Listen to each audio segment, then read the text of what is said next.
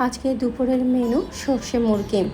প্রতিদিন তো একই রকম করে রান্না করা হয়, ঝাল ঝাল করে, মানে দেশীয় স্টাইলে। তাই ভাবছি আজকে একটু ডিফারেন্ট ওয়েতে রান্না করব। সর্ষে মুরগিটা খেতে কিন্তু অনেক মজা লাগে জানো। বাচ্চাকে স্কুল থেকে এনে আমি ভাবলাম আজকে একটু গাছে হাত দিই। বারান্দায় গাছগুলোতে না অনেক দিন হাত দেওয়া হয় না, কেমন যেন ঝোপালো হয়ে গিয়েছে, গাছের পাতাগুলো মরে যাচ্ছে, তারপরে আগাছা হয়েছিল। প্রত্যেকটা গাছ আজকে পরিষ্কার করলাম এবং রিপোর্ট কিছু গাছগুলো করলাম, করে তারপরে দুপুর হয়ে গেছে, এখন আমি রান্না করতে চলে আসলাম। সরিষা মুরগি রান্না করার জন্য প্রথমে সরিষা আর কাঁচামরিচ তো বেটে নিয়েছি। তারপরে মুরগির মধ্যে টক দই, আদা, রসুন, জিরে, ধনিয়ার গুঁড়ো, হলুদ, শুকনো মরিচের গুঁড়ো দিয়ে ভালো করে মাখিয়ে নিয়েছি।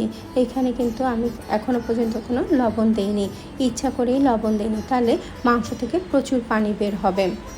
আর মুরগির মাংস তো মাত্র 5 মিনিট ম্যারিনেট করে রাখলেই হবে।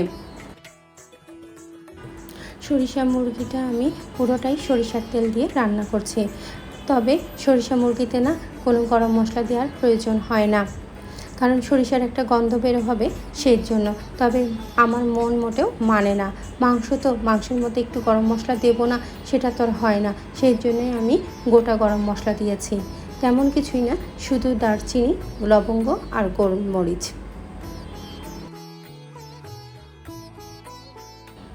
পেঁয়াজটা যখন বেরেস্তার মতো হয়ে আসবে তখন মুরগি দিয়ে ভালোভাবে কষিয়ে নেব। কষানোর শেষ পর্যায়ে আমি সরিষা বাটা দিয়ে দেবো। সরিষা বাটা দেওয়ার পরে কিন্তু আমি আর বেশি কষাবো না, সাথে সাথে পানি দিয়ে ঢেকে দেব।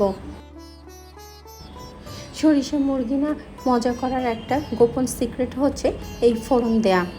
এখানে আমি ফোড়নের জন্য বেশি কিছু না, সামান্য একটু পেঁয়াজ, কাঁচামরিচ আর একটু গোটা জিরে দিয়ে ফোড়ন দেব, এতেই কিন্তু বেশি মজা হয়।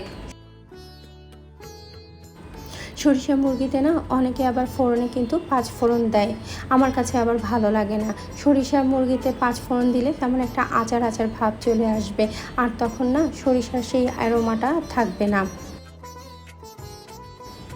আর প্রতিদিনই তো একই ধরনের রান্না হয়, মাঝে মাঝে একটু ডিফারেন্ট রেসিপিতে যদি রান্না করা হয় তাহলে কিন্তু বেশ ভালোই লাগে খেতে। সত্যি বলছি, খুব মজা হয়েছিল মুরগিটা। আর আমরা অনেক দিন পরে মা ছেলে মিলে খুব মজা করে আড্ডা দিয়ে কিন্তু দুপুরের খাবার খেলাম। কারণ আমার 2 ছেলে একসাথে ছিল, বড় ছেলের আজকে কোনো কোচিং ছিল না, ছোট ছেলেরও পরীক্ষা একটাই ছিল। আজকের দুপুরটা খুব ভালো লাগলো, আমরা সবাই ওয়ার্কিং ডেতে একসাথে বসে ভাত খেতে পারলাম। যাই হোক, আজকে এতটুকুই। সবাই ভালো থেকো, সুস্থ থেকো আর নিজের প্রতি খেয়াল রেখো।